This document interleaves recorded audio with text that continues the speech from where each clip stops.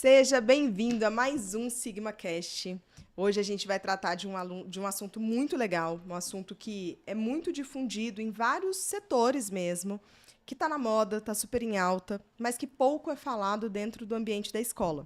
Então, estou aqui com a Aline Brito, coordenadora do segmento da educação infantil e dos anos iniciais, para poder falar um pouco sobre isso para a gente, nessa fase que é tão importante. Então, seja bem-vinda mais uma vez, Aline.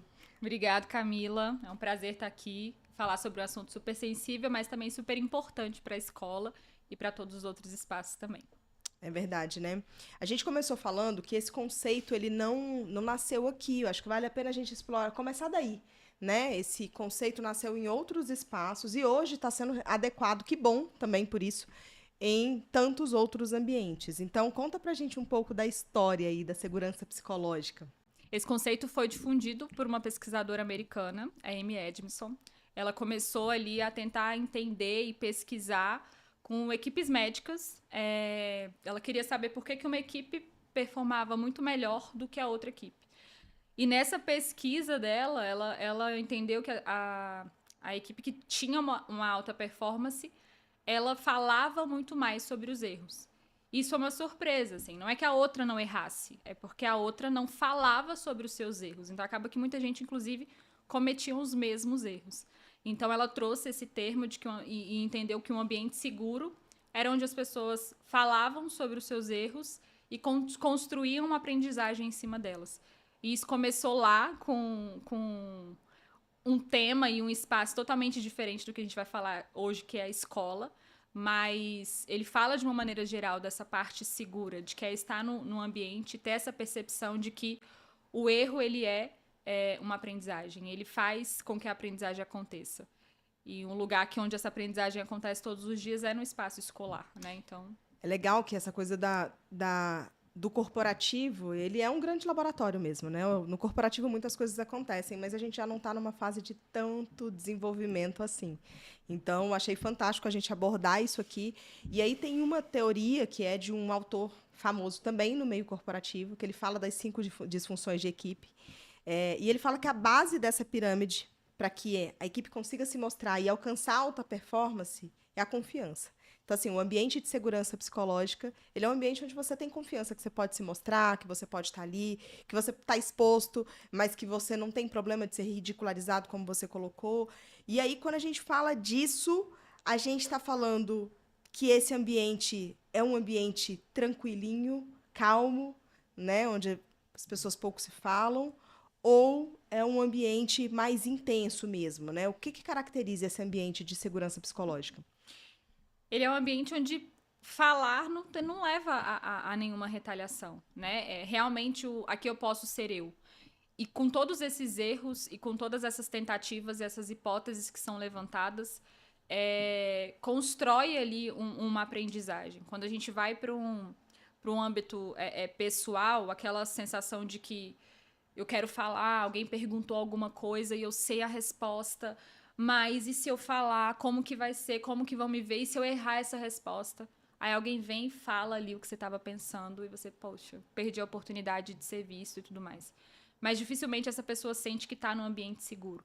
Então, e o ambiente seguro ele não está ligado a essa parte de ah, não, então aqui é tudo assim, ninguém cobra ninguém. Não, muito pelo contrário. Até porque as equipes lá com quem a Amy começou a pesquisar eram uma equipe de alta performance. Né? Então é importante sim que as pessoas se cobrem, mas a cobrança ela não necessariamente ela vem com a humilhação da tentativa que deu errado. Então, no espaço escolar, se a gente vai para a sala de aula, quando uma criança ela se sente exposta, o cérebro bloqueia a parte da aprendizagem. Né? A amígdala da defesa ali, ela é ativada na mesma hora. E o córtex pré-frontal fica ali paradinho e não consegue aprender. Então, trazer esse espaço, ele é um espaço que gera aprendizagem, mas ele gera muita discussão. Até porque para uma ideia ser levantada, ser aceita ou não, não é esse espaço aí quietinho só porque ele é seguro psicologicamente. Quando a gente você já falou algumas coisas em relação a como é que isso se propaga na escola, mas eu acho que vale a pena a gente conceituar, porque como não é uma coisa amplamente falada, então o que seria, de fato, a segurança psicológica dentro de sala de aula, na escola, por exemplo? Uma sala de aula que ela é psicologicamente segura é uma sala de aula onde as crianças perguntam, onde as crianças questionam, onde elas tentam resolver os problemas matemáticos em voz alta. Ela vai no quadro ali com aquela autoconfiança de que mesmo se ela errar, ninguém vai ficar rindo dela porque ela errou. Então, o professor que promove esse ambiente seguro, ele sabe o poder que o erro tem. Ele não foca nesse erro, ele foca nessa tentativa, nessa possibilidade de gerar ali aprendizagem para as crianças. Quando a gente vai para a alfabetização, por exemplo, é uma fase de tentativa e erro a todo momento. Então, essa validação do professor, esse olhar de valorização para essa tentativa, ele é muito importante. Até para que a criança queira tentar de novo e tentar de novo. Senão ela não se sente segura, ela se cala, ela se recolhe e aí a aprendizagem não acontece. E aí, já conectando com a sua fala, eu queria te perguntar qual que é o erro mais comum de um professor em sala de aula para a não promoção da segurança psicológica. Acho que o primeiro tá muito na comparação ali, né? Sei lá, a Maria trouxe uma resposta e não, Maria, peraí, tá errado, deixa que o João responde porque ele estava prestando atenção. E a gente compara situações, compara respostas, compara as crianças. Ou a gente até não entende que o erro ele faz parte do processo de ensino-aprendizagem. Se o professor foca no erro, ele não foca na aprendizagem. Ele, inclusive, inibe que isso aconteça. E a criança vai virar uma mera receptora de informação. E não vai ali realmente gerar uma hipótese, não vai gerar ali uma conjectura com aquilo que o professor está trazendo em sala de aula. Então, calar a tentativa e fazer com que o erro seja algo super exposto faz com que a turma dele não tenha ali um espaço de segurança psicológica. Eu acho que eu tive experiências ruins algumas experiências ruins, óbvio que eu tive muitas boas, mas assim, com relação a isso porque quando você fala, eu lembro de muitas situações que eu passei. Por exemplo, uma vez que eu fui fazer uma apresentação e eu travei. E era uma apresentação de dança e tal, e eu travei. E a minha mãe ficou na frente, assim, do palco.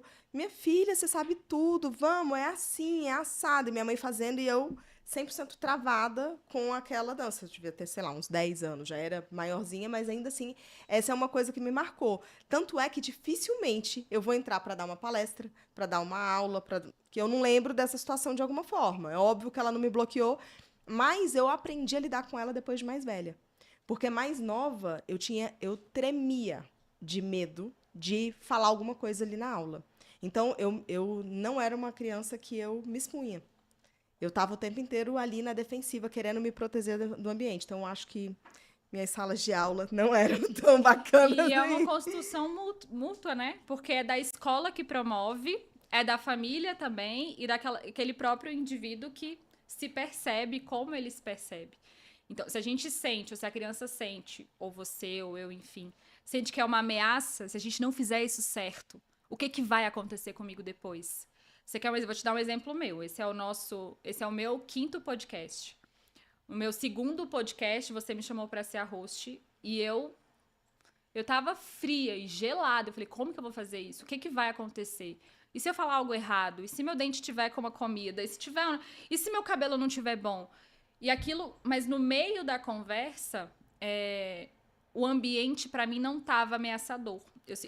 No meio da conversa, onde trazia para eu fazer essa apresentação, e se a pessoa que perguntava, as pessoas que estavam ali, vamos, vai ser legal, e a gente vai ver como é que vai fazer, porque agora a gente vai fazer o SigmaCast. E ali era uma tentativa, e podia dar muito errado. E como isso foi uma aprendizagem depois. Eu não me senti ameaçada. Eu não tava, cara, se não der certo, ferrou. Não, a gente vai fazer e vamos ver como que vai ser depois desse primeiro. É o primeiro, hein, gente? É o primeiro. Volta lá pra aumentar o... Né? Dos mais vistos, inclusive, hein? Dos mais vistos. E depois disso foi melhorando, porque gerou uma aprendizagem. Ah, não, agora a gente vai ter uma vinheta. Agora a gente vai ter um nome pra esse podcast. Agora a gente vai fazer assim, vai fazer assado. Então, eu me senti segura e não me senti ameaçada, por isso eu me propus a fazer. Então, quando a gente se sente ameaçado, é muito mais difícil, que aí vem todos os outros sis. O que vai acontecer comigo? Por isso aqui no meio corporativo, e se eu não bater a meta? E se eu não acertar? E se eu não tiver resultados? Isso acaba travando muito as pessoas. E dentro da sala de aula, como é o nosso foco, é a mesma coisa. E se o professor não gostar do que eu falei? E se meu colega ficar rindo de mim? E se eu chegar em casa e meu pai brigar comigo porque eu não tirei nota 10? E isso trava. Eu acho que tinha um pouco disso, Aline, porque eu sempre tiveram muitas expectativas em relação a mim. Minha mãe sempre me colocou nesse lugar, né? Zero por maldade, mas assim, eu sempre era a que fazia tudo certo. Então, sem então defeitos. Né? Perfeito sem foi defeitos. Só errei engravidando com 16 anos. Foi só um detalhe. Mas assim, eu acho que esse ponto dessa expectativa sempre muito alta me levava nessa cobrança. Então, eu lembro que a primeira nota vermelha que eu tirei, para mim, foi a morte. E foi assim, foi um negócio devastador. Tanto é que eu me bloqueei para isso. Eu falei, nunca mais eu vou passar por isso, mas eu não consegui aprender aquela matéria. Então, enfim, tinha um ponto disso. E aí, quando você fala do bloqueio, isso vem muito forte para mim. Mas tem um outro ponto. Falei da minha mãe, vou trazer uma outra figura que eu acho que a gente pode fazer uma alusão aqui em relação a essa figura da autoridade.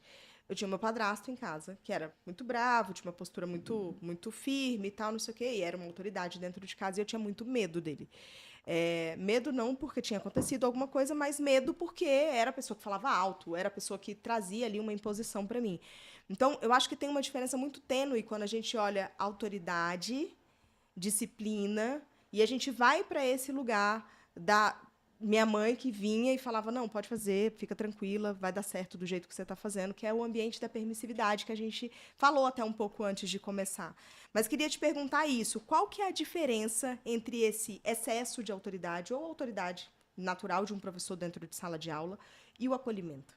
Aonde que isso acontece, né? E eu acho que sem perder o controle de sala de aula, que é o principal ali, né? A correção ou o confronto com o erro, ele não precisa ser vexatório. Quando no lugar do autoritarismo, é como se aquela autoridade autoritária estivesse sempre certa. Você não tem vez e voz aqui. Eu sou a autoridade. Eu vou te dar o conteúdo, você vai aprender, engolir goela abaixo e vai acontecer do jeito que eu tô falando aqui dentro. E é um equilíbrio entre, porque a autoridade ela precisa acontecer, tem um direcionamento ali, não o autoritarismo, e o acolhimento também. E o acolhimento não no lugar de permissividade. Agora há pouco a gente falou de acolher a tentativa. E não acolher o erro no sentido de, tá bom, errar é isso, pode ir lá e errar de novo. Não, a gente errou aqui, tá tudo bem, eu não vou te crucificar por isso. Mas o que a gente pode fazer para não errar de novo nesse mesmo lugar? Qual é a tentativa e o que a gente vai mudar aqui para que esse resultado seja diferente? Eu não preciso te expor pelaquilo que você fez de errado, entende? Acho que a gente traz muito até na avaliação. Você tem que tirar nota 10, você tem que tirar nota 10. Às vezes as crianças, os adolescentes principalmente, estão com isso tão forte na cabeça que eles não tiram, porque eles estão ali, sabe assim, sobrecarregados de diretrizes, de falácias de que você precisa, você deve, se você não fizer isso, se você não passar, se você não sei o quê. Aí entra a ameaça e entra o bloqueio. E o cérebro, ele não aprende se ele se sente inseguro. Ele se defende. Então, é super importante olhar para esse viés mesmo desse acolhimento, segurança, mas também de que ele tem um limite, tem regras também, tem combinados que são feitos. E é isso. E quando a gente tem essa expectativa alta, vou trazer aqui, a gente estava falando dos alunos do ensino médio, nosso foco da conversa acaba olhando muito para o segmento que a Aline já atua, que é educação infantil, anos iniciais, mas isso vai em todas as camadas aí dos estudantes. E a gente teve, agora, recente, a festa dos aprovados, a gente teve 85%, mais de 85% dos nossos alunos da terceira série foram aprovados. Então, o meu pensamento e esses 15%? Como é que eles se sentem? Então, acho que a gente tem uma questão de... Eu tive alunos no ano passado que procuravam falando assim, cara, eu não passei, mas eu estou tranquilo, porque eu quero um curso de alta performance, então eu vou estudar mais 6 meses, vou passar, e foi isso que aconteceu. Em contrapartida, a gente tem outros alunos que não aparecem, não querem ir para a festa, não querem, enfim, não querem fazer parte desse movimento, né? Então, acho que cai um pouco nesse lugar da frustração também, e o quanto esse ambiente escolar pode propiciar essa segurança para que ele entenda que, de fato, ali é só mais um passo dele.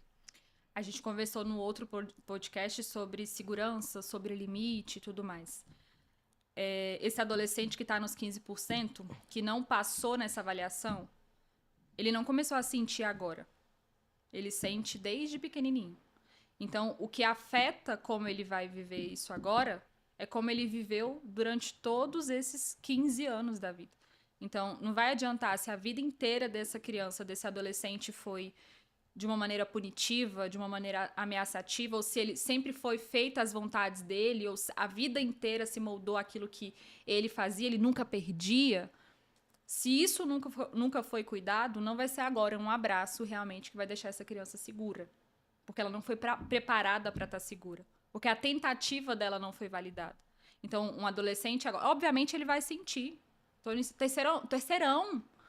Passei no ensino médio agora, eu estudei com esses meus amigos. E como assim eu não sou aprovado? E aí ainda tem uma outra coisa que não é garantia. Às vezes a gente vai se esforçar mesmo, a gente vai tentar, a gente vai estudar, a gente vai... não vai para algumas festas e vai estudar, sai um pouco da vida social e vai estudar, e a gente não passa em alguma coisa. Até porque aquela avaliação a gente pode naquele dia não ter acordado bem, a gente pode estar passando por alguma questão familiar. Aquilo ali não mede exatamente aquilo que eu sei enquanto dentro daquilo tudo que eu estudei. Por isso que é importante que essa segurança psicológica tenha acontecido na vida dele inteira. Não vai adiantar só agora a gente querer olhar para isso. Eu trabalhei um tempo com concurso público. E era um processo numa grande empresa, enfim, e eu desenhei um projeto de coaching para concursos. Então, a gente fazia o acompanhamento dessas pessoas, adultos, né, educação de adultos e tal, e preparava para que eles pudessem passar no concurso público. E eu tive casos, assim, de várias pessoas que não conseguiam lidar com a frustração permanente, porque o concurso público é tentativa e erro, por mais que você esteja se preparando ali, tem muito desse... Não é matemático, né? O processo não é matemático. Não é lógico, né? Então, eu tive casos, inclusive, de tentativa de suicídio, né? E para isso a gente tinha psicóloga para amparar todo o processo e tal. Mas são coisas muito sérias, né? Quando a gente não é preparado para esse momento, a vida cobra mesmo, né? Então, eu acho que ali eu tive também um grande laboratório em relação a muitas frustrações. Chega um momento, e a gente usava algumas ferramentas, alguns testes e tal, que a gente olhava coisas que eu falava, meu Deus, será que vale a pena a pessoa continuar estudando? Então, mas é óbvio que não, né, eu não iria invalidar, e assim, a média de um estudante para concurso naquela época era de 2 anos para passar no concurso. Imagina 2 anos você fazendo uma prova atrás da outra e não dando certo. Então, acho que a nossa geração hoje é uma geração, essa geração agora, de terceira série, e até os menores, é uma geração extremamente avaliada, porque a gente fica com tudo muito público. Eu passei no SISU, tá lá meu resultado na escola. E os pais cobram que a gente esteja colocando o resultado do filho, porque é uma validação mesmo desse processo. E até um reconhecimento. Então, ele quer mostrar para o mundo que o filho passou e tal. E é muito bonito esse processo. Mas, como é que a gente protege essas pessoas que não estão no hall de sucesso deste momento, né, que é uma fatia, um recorte, sem deixá-los, assim, expostos? E aí aí sim a gente vai para o acolhimento. O acolhimento dessa tentativa, a validação dessa tentativa, e também quando passa, e deixar a criança, o adolescente, né, eu fico muito criança, e são crianças também, pelo ECA, eles são...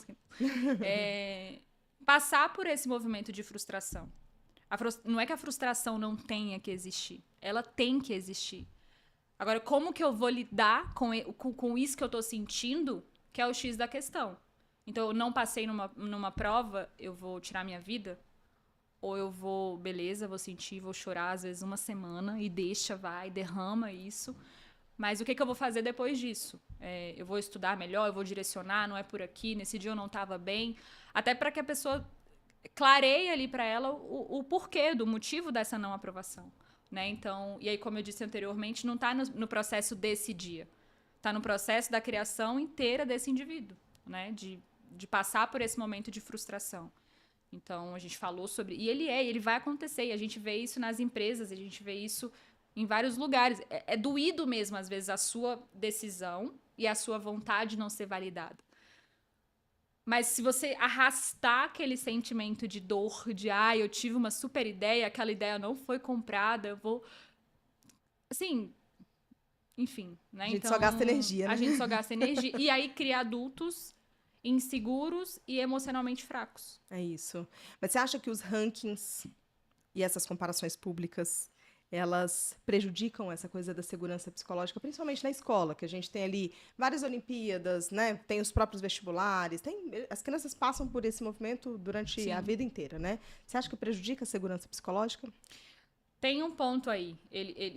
Essa comparação e essa competitividade, ele acaba prejudicando, sim, essa segurança psicológica. E a segurança psicológica, ela vem muito mais no viés colaborativo. E você está falando dessas aprovações, por exemplo. Eu que estou no Sigma há poucos 14 anos. Bem pouquinho. Já vi, no ano passado, algumas crianças, alguns adolescentes super felizes que tinham sido aprovados e alguns que não tinham passado guardando a sua dor e comemorando a vitória do outro. Sim. Então, a gente vai para um viés colaborativo. E quando essa inteligência emocional, e que obviamente, para mim é demais, eu não sei se eu nos meus auges dos 30 anos, 31, teria essa maturidade emocional de que a conta 31 menos 14 de sigma, conta não fecha não. Não fecha. Você começa a estagiar, Ana Camila. Ai, tá bom, a história é bonita. Mas é isso, assim. Então, quando a gente vai pela colaboração do comemorar mesmo a vitória do outro também, e não desvalidando a sua dor. Mas senão se eu não ganhei, você também não ganha, você não devia ter ganhado. E em que lugar a gente coloca essas crianças, esses adolescentes, essa sociedade? Obviamente, a comparação até do irmão mais velho, às vezes as famílias vêm na escola, porque o João, quando tinha 8 anos, ele já fazia redação. O Pedro, agora com 7, nem letra cursiva ele ainda faz. Aí você está desvalidando a tentativa. O Pedro é uma outra criança, é um outro desenvolvimento. O tempo dessa criança é diferente. Então, enfim, família e escola têm papéis fundamentais aí. E aí acaba que tem uma coisa da competição também, né? Sim. Porque quando você faz isso, você está estimulando uma competição que não precisa existir. Então, quando você traz o caso do aluno, eu lembrei de alguns que passaram por isso também no ano passado. Cara, eu não passei no que eu quero e é um percentual muito pequeno que não passa. Né? Se a gente está falando de 85% em faculdade pública, universidade pública, que é o nosso principal foco aqui, né? Eu faço parte de uma fatia muito pequena daqueles que não passaram. Então, eu preciso entender mesmo, né? Então, se eu vou numa onda de competição, eu não vou conseguir sair do outro lado para poder comemorar com meu amigo. E eu tiro o foco do meu. Do que eu preciso, então, para que eu consiga fazer isso? Eu me arruíno, inclusive, né? E se os professores não se sentem seguros? Porque a gente sabe que o ambiente corporativo ele acontece de muitas coisas e também existe competição, né? Isso impacta diretamente os alunos? Impacta porque chega no estudante o resultado. Se esse professor não é um professor que pergunta para o outro, como que eu faço essa atividade aqui, hein? Se ele se sente que ele está ameaçado, que o lugar dele está sendo ali testado a todo momento, dificilmente ele vai levar isso para o adulto. Porque essa comparação que ele vive nesse outro meio, ele vai levar para dentro de sala. E aí a gente fala, inclusive, porque é como se fosse uma cadeia mesmo. Um líder que não promove um ambiente seguro para o professor não promove um ambiente seguro para o aluno. Então, dentro do espaço escolar, é muito importante que a segurança psicológica aconteça e que seja trivial que o erro faz parte do processo de ensino-aprendizagem. Tem um livro do Timothy Clark, que ele também fala sobre os quatro estágios da segurança psicológica. E ele traz exatamente nessa linha que você está colocando. Então, acho que é interessante. Agora, um ponto que eu queria trazer aqui é como é que, na prática, um professor constrói a segurança psicológica? Você falou do Timothy, e assim, o último do Timothy, que é o 4º, ele é a crítica. Então, quando a gente falou lá no início, e aí eu já respondo a sua pergunta, mas quando você falou lá no início esse é um ambiente mais tranquilo, calminho. Pensa alguém criticando a sua ideia. É um ambiente super seguro, que eu me sinto à vontade, inclusive, para criticar. E criticar é muito pesado. né? Criticar parece, tá criticando o que eu tô falando, mas é um ambiente tão seguro que, beleza, critica o que eu tô falando e a gente vai juntos nesse viés. E o Timothy traz muitas contribuições para isso. Mas indo para a sala de aula, que agora você vai ter que perguntar de novo, que eu fiz que o host não gosta, que foi falar de outro assunto que você... Não, tá tudo certo, mas eu queria saber como é que o professor, na prática, constrói essa segurança psicológica em sala de aula, né? Essa construção, ela é diária, né, Camila? As aulas, a gente começou aí há 3 semanas e o professor que ainda não está fazendo isso, ele está perdendo tempo, assim. Ele precisa, já dentro das suas interações, estimular que a criança fale, que a criança se posicione.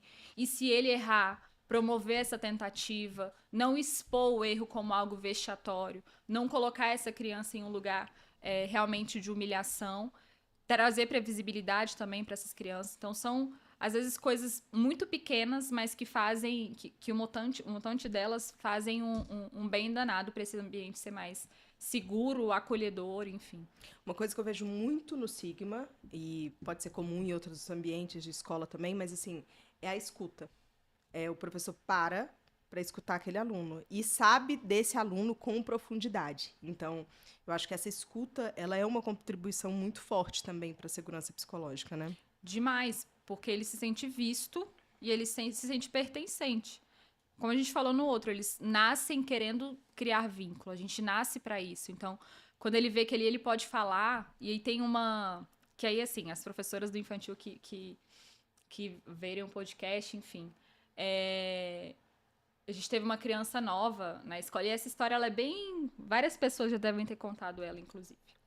Mas a gente tem rodas de conversa, a gente tem documentação pedagógica na educação infantil, então as professoras escrevem as falas das crianças, é até um jeito de tornar visível a aprendizagem delas para as famílias. E aí tinha uma criança nova que entrou na escola, e a professora fazendo a documentação pedagógica e tal, e ela escrevendo ali o que estava falando. E aí a gente vai e faz uma reunião com a família ali para perguntar, e aí, como é que tá sendo? A gente atende todas as famílias novas nessas primeiras semanas para alinhar a expectativa mesmo, entender como é que tá, enfim. E aí a gente trouxe essa pergunta pro pai, né? Como é que ele tá sentindo a escola? O que ele tem levado para casa? E aí o pai trouxe, não, ele disse que tá amando essa escola. Inclusive, tudo que ele fala, a professora anota. Né? Para ele isso era novidade. E ele, assim, ele falava mesmo esperando que ela anotasse. E ela estimulava esse movimento. Tipo, o que você está falando aqui é importante para mim. Eu quero ouvir o que você tem para falar. Né? E quando a gente fala de que a criança é protagonista do processo de ensino-aprendizagem, é porque a gente traz ela para esse lugar. O que ela fala importa. O que ela fala faz parte da aula. Não é o professor está falando. Não é por aí. Já era, né? Esse tempo aí já acabou, né? Mas uma coisa que você falou até em outro podcast foi essa coisa de você dar voz e não tirar a voz da criança, né? Tem alguns momentos que a gente acaba fazendo isso. E pode até ser um ato falho mesmo, né? E muitas vezes adultos conversando, não, só um minutinho. Só um minutinho. E aí essa linha é tênue em relação ao que é essa educação disciplinar, né? E o que é esse ambiente que a gente quer promover com tanta segurança para a criança falar, se expor, dar a voz dela, se colocar, né? O quanto isso atinge a questão da permissividade, que a gente falou ainda há pouco, mas eu acho que vale a pena a gente trazer esse ponto aqui, né? Disciplina e permissividade. Tá? A linha é muito tênue ali quando a gente fala de segurança psicológica, né?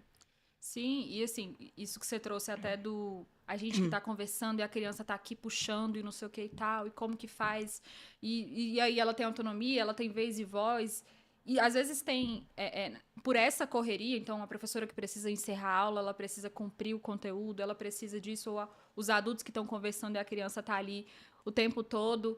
E são mecanismos, às vezes, muito pequenos que faz com que ela se sinta pertencente. Então, sei lá. E a gente faz muito isso na escola, né? As crianças, às vezes eu entro na sala, ou a outra coordenadora entra na sala, e eles já querem ir para a porta e já querem saber o que está acontecendo. E uma coisa é a gente falar, tá bom, peraí, eu já volto para a sala. Outra coisa é João, eu quero muito ouvir o que você está falando. É importante. Eu só vou terminar a prof e a gente já conversa. É diferente, ela se sente escutada, ela se sente validada. Enfim. E obviamente não é um mundo de Bob, né? Vai ser sempre assim. Mas a gente tenta fazer com que elas se sintam pertencentes e ouvidas, até para esse momento de espera mesmo. Porque a permissividade vai para o lugar de. Eu tô aqui conversando com a professora, a criança vem, eu tiro a professora e vai, pode falar. Numa tentativa de, não, ela precisa entender que tem um limite. Eu tava conversando com esse adulto primeiro, é importante o que você quer falar, mas eu preciso terminar aqui essa conversa. Então, não e é uma linha tênue. E a disciplina positiva, inclusive, traz muito isso. De ouvir a criança, mas dar o limite em contrapartida. E aí O pessoal erra aí, né? No limite. erra na mão. Às vezes erra na mão. E a escola, muitas vezes, é um lugar onde os professores sofrem muito porque eles têm que tentar dar o limite que muitas vezes em casa não é posto. Porque talvez seja mais difícil mesmo, e é mais difícil. Tem hora que a gente quer dar logo esse negócio para esse menino, parar com esse choro e tudo mais, mas é importante pensar nesse desenvolvimento a longo prazo. Até para quando ele for tentar passar na UNB, ele entender que... E na vida, né? Porque vai ter esse momento de passar numa faculdade, numa universidade pública, vai ter um momento de um emprego que seja, que eu não passei, de um relacionamento que, né, não foi naquele momento ali precisou ser rompido, enfim. Então, a vida vai ensinando a gente. E, de fato, a primeira infância é uma fase muito importante, né? Mas, para a gente já ir para o finalzinho aqui, eu queria muito que você deixasse um conselho, mas dessa vez, normalmente, eu peço para você dar os conselhos para as pessoas, para as famílias, para quem está ouvindo a gente, mas nesse caso aqui exclusivo, eu queria que você falasse com o professor. Sei que tem muitos professores que seguem a gente, tem muitos professores que atuam e estudam aqui, mas eu acho que, de senso prático, o que você daria de dica para um professor? Dica não, conselho. Conselho é ótimo, né? Se fosse... Mentira. Acho que o principal é entender que o erro ele faz parte do processo de ensino-aprendizagem. Então, valida essa tentativa do seu aluno. É ele querendo aprender e aprender com você. Se você não abre esse caminho, se você não abre esse espaço, ele para, ele bloqueia e não vai gerar aprendizagem. A comparação, ela não é boa para esse processo de ensino-aprendizagem. Ela faz com que as crianças, inclusive, desvalidem aquilo que elas estão tentando, o que elas acham que conseguem fazer. Trazer previsibilidade para as aulas, estabelecer combinados de início também é muito importante.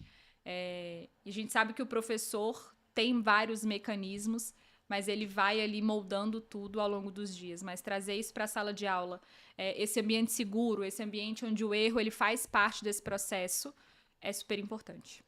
Excelente, dona Aline. Muito obrigada mais uma vez pela sua presença aqui. Já falei em outros podcasts, você fala muito bem.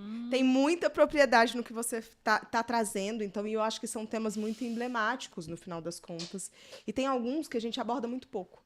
Acho que o primeiro episódio que a gente trouxe, que a gente falou até sobre a série Adolescência, que eu acho que vão lá ver, que é bem legal. A gente traz uma ótica diferente, né? Então, eu acho que a sua visão sempre contribui bastante, então volte mais vezes, já deixa o convite, já temos temas, então é isso. E para você que ficou aqui até agora, te agradeço pelo seu engajamento, agradeço por compartilhar também com outras pessoas, que eu tenho certeza que quando a gente vai falando aqui, você vai lembrando de pessoas, e aí você quer encaminhe mesmo, isso é importante pra gente, até para poder fortalecer esse projeto. Toda semana a gente tem conteúdo novo aqui, então conteúdos de podcast geram vários recortes, a gente leva também para outra rede aqui, então eu quero muito deixar o convite para que você ative o sininho, né, para receber as notificações. E muito obrigada, Aline, muito obrigada mesmo. Eu que agradeço pelo espaço, pelo tempo e por esse bate-papo tão importante. Excelente, gente, até a próxima.